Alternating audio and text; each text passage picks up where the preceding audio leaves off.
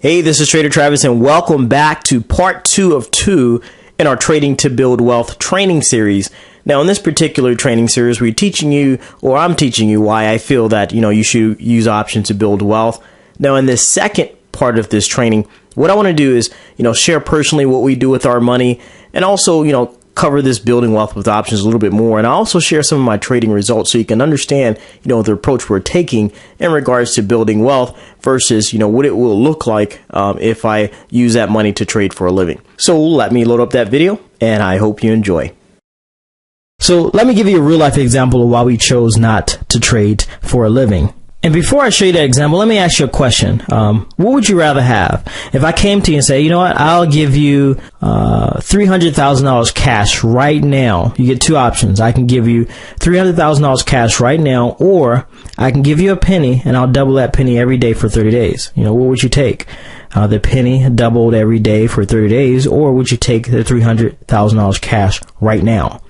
Now, some of you probably have heard this example before, and when I heard it, I said, I'll take the $300,000. It's a penny double every day. There's no way. I'll take the $300,000. Well, let me show you a little secret. The penny doubled every day is actually more money. All right. Here's the actual calculation of how it works. A penny doubled every day. 1 cent, 2 cents, 4 cents. You're like, what the heck? You get all the way here to day 15, you're only at $163. But after day 15, it dramatically accelerates. 163 double is 327, 655, 1310. You get down here to day 24, you're at $83,000. That's pretty nice since you started out with a penny. Day 30, you're at $5.3 million. That's what they call compounding. Okay, so it's the power of compounding. When you compound your money, you get more money quicker. All right, so keep that in mind. So here's an account statement from my early years in trading, and I want to show you the difference and why we ultimately chose to trade options to build wealth instead of trading options for a living, and the pros and cons of that. Well, here's an earlier statement, and this was actually the starting statement. It was like the starting statement for my account when I first started trading options. Okay, so it started with account value about roughly around $10,000, and you can see the months here, December. Okay, so what we're going to do is we're going to fast forward through this account statement into the next month. Okay, the next month is 40,000. You can see now it's down January of the next year. The account is now up to $40,000. All right, so we fast forward again another month. It's down to 10,000. But you can see here what happened is I actually withdrew some of that money, but I had about $67,000 assets sold and redeemed. Okay.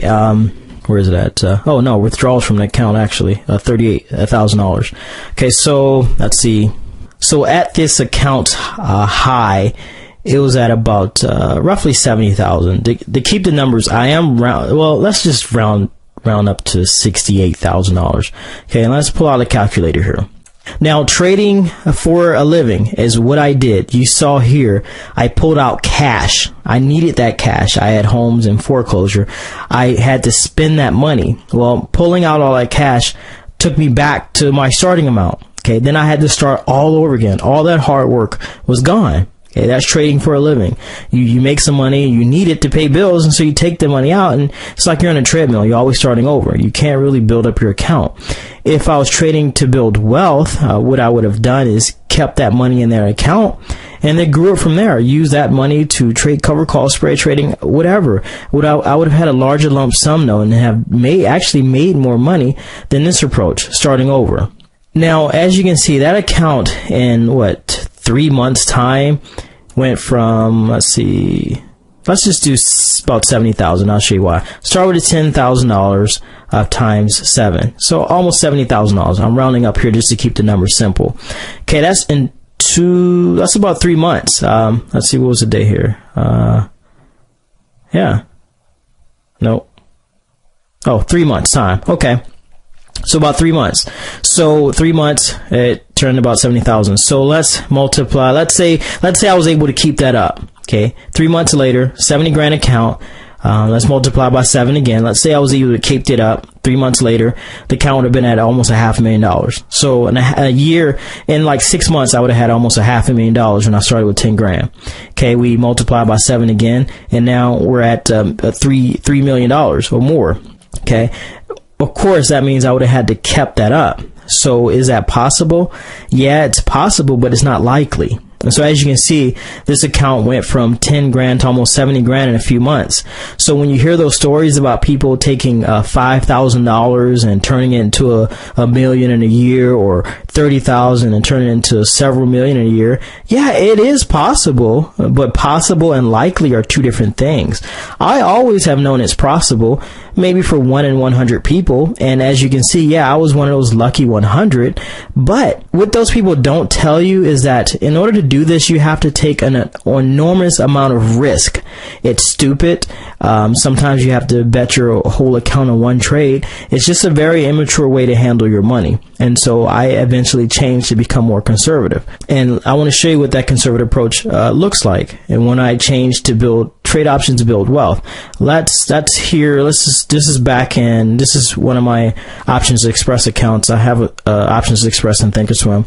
You can see the dates here, October 2010. I think this was about 2 weeks worth of trades. Let's see, 2 weeks or a week worth of trades. I don't know, but you can look here. Okay, $5,000.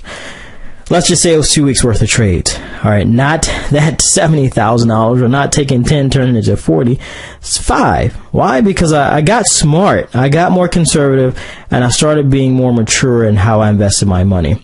Now, here's another one. This is probably a little bit more recent as I am recording this. This is from my Thinkorswim account. This report is, profit and loss report is ran from 7/20 to 7/28. Okay, let's scroll to the bottom here just to look at the profit and loss.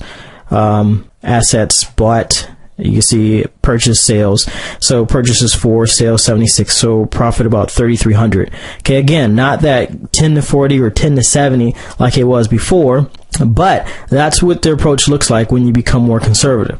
Now, if I was trading for a living, I would have had to take that $5,000 and use it to pay bills. I would have had to take this $3,000 and also use it to pay bills. But we don't. Okay, we don't live off of it. So what do? Remember that penny example? We compound. We take that money and we dump it right back in and we compound it. And honestly, we like this approach better because I hated pulling all that money out of my account earlier on, and I hated starting back over. But with this approach, we can at least see the fruits of our efforts and we're not so stressed. All right. But let me take your focus back to where I think it needs to be. Okay. Showing you this does not, and let me be clear, showing you these results does not put money in your bank account, which is why I don't share it often, which is why I don't focus on it. My focus is on education and listening to and applying what I share, and focusing on being the best trader that you can be gives you a greater chance of putting money in your account. So I want you to focus on what you're doing, focus on you becoming a better trader, not focus on everyone else's results. This is your journey, not everybody else's. So just please study and be very diligent with what I'm teaching you, because honestly, I'm sharing with you what took me years and to learn, and also cost me several $1,000s. Okay, there's really no need for you to reinvent the wheel.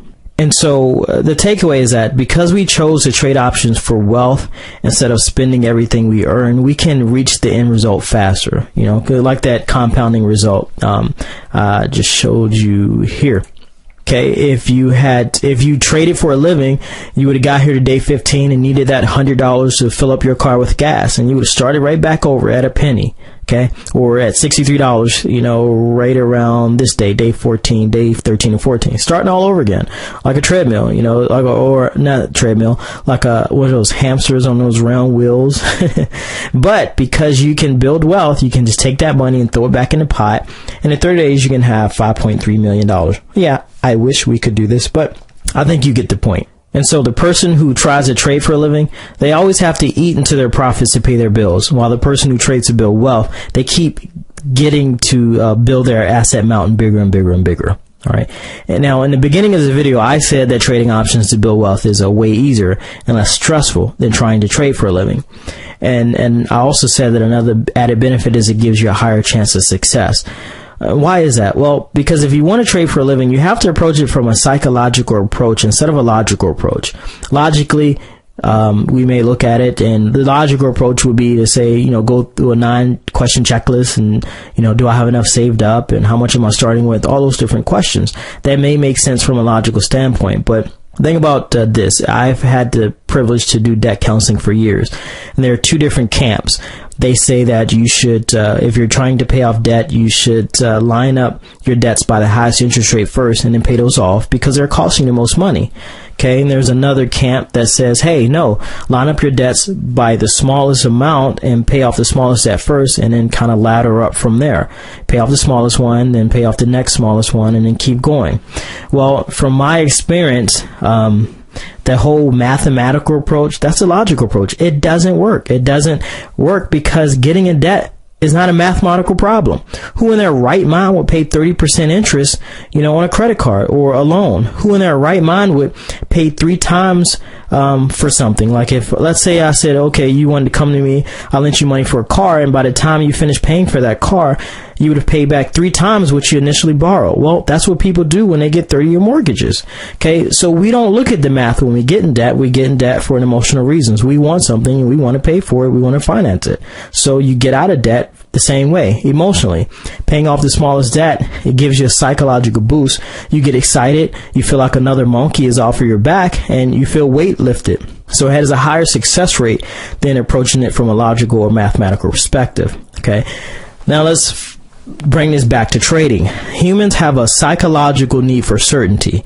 It's why people stay at jobs they hate, Well, because quitting a job brings too much uncertainty, the fear of the unknown. Okay, so they would rather stay at a job where they know how much they're getting paid each week. They know they at least have some sense of security. So we have a need for certainty. And trading for a living, it produces too much uncertainty. And so what you have to do is use options as a tool in the overall wealth building plan. And then you become more at peace, okay? You have other streams of income. You become more at peace. You become more patient. And then you can wait for the best trades. You don't have to force your trades. You don't have to rush any trades. You can sit back, sit on your hands for months waiting for the perfect time. The same way Warren Buffett invests, the richest investor in the world. He waits sometimes for years looking for the perfect time. And so if you want to trade for a living, you have to do it from a psychological perspective, meaning that you have to give yourself certainty on the side. Have some other stable source of income on the side, and then in turn, you will psychologically be a better trader because you're not so stressed. You know that you don't have to make your quota every single month. You don't have to make a certain amount of trades every single month to pay your bills because your bills will be paid somewhere else. So what I suggest is develop an overall wealth building plan and then incorporate options into that plan. And since we're talking about wealth building, let me share with you a strategy that has created more millionaires than options trading. Okay. Not only has this plan created more millionaires than options trading, it also gives you a higher success rate. So what that means is that if you follow this plan, you follow this strategy, you will have a greater chance of becoming a millionaire than those who try to learn how to trade options just to make money. Okay, so by now I'm sure you're like, well, all right, tell me the plan. I want to know this strategy. Here it is. Spend less than you earn, save and invest the rest, and don't get into debt. That strategy right there has created more millionaires than options trading. Yeah, people want to learn options trading first. And the only way you'll discover that what I just said is the truth is to be hard-headed enough to apply it. I ignored it for years. When I applied it, I'm like, geez, they were so right. And looking back on my journey, I realized is that it's not that most of us are incapable of succeeding financially. It's just that we need a roadmap or a plan. Okay, and when we don't have this roadmap and plan, we just do what everyone else around us is doing. And so since everyone around me was broke, I had to find a better plan. And I'd love to tell you that I listened to everything these wealthy people taught me, but I didn't. My mentors told me to have an emergency fund or a 6 to 12 month emergency fund. And my exact words was, I don't need an emergency fund because I'm going to be rich.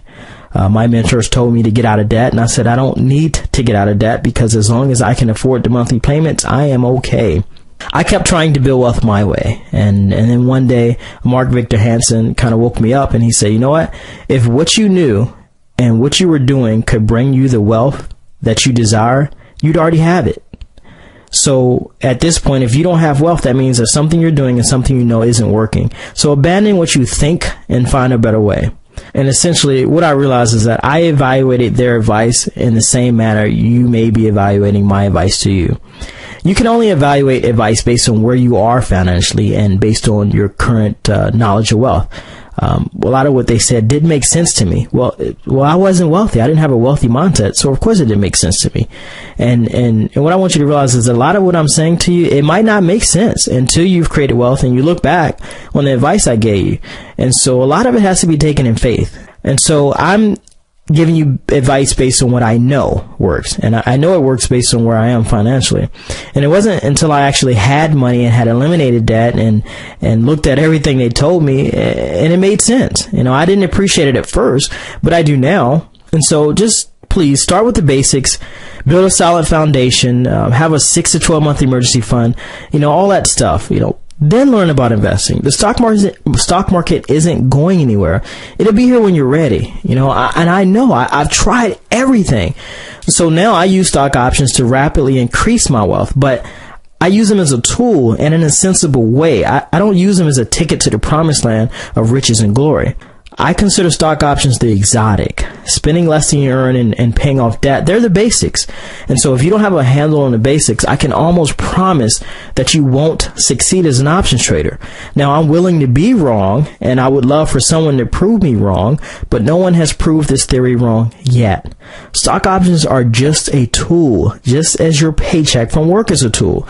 So use these tools wisely. And one fact that we can't ignore is that some people are just destined to fail in life and others are destined to succeed. Now, the only difference, as far as I can see, between the two is their habits and how they use the tools given to them. And I'll round out everything I'm saying to you to ask you to just please just realize that I'm talking to you, not at you. I am not your savior, and I am not someone coming down from a mountaintop with my 10 commandments of financial prosperity. I'm no better than you. I am only a man, and I am a man that has made more mistakes than I care to mention. I am but a servant, and I'm a servant with a message. And it's not even my message. It's a message someone trusted me with. And I believe they trusted me with it because they knew I would share it with you, because you matter. I'm not sure if your job makes you feel important or if the clerks you meet in stores make you feel important, but you matter to me. And I think you're important enough for me to take time out of my day to send you this message. I think about what you're trying to do. You're trying to do everything in your power to change your life financially. And I applaud you for that. I have the utmost confidence that you will eventually get there if you do not grow weary and if you do not give up. Just remember one thing: it's impossible to fail if you never give up. So you take care. I hope this video has added value to your life, and I will talk to you soon. Bye-bye.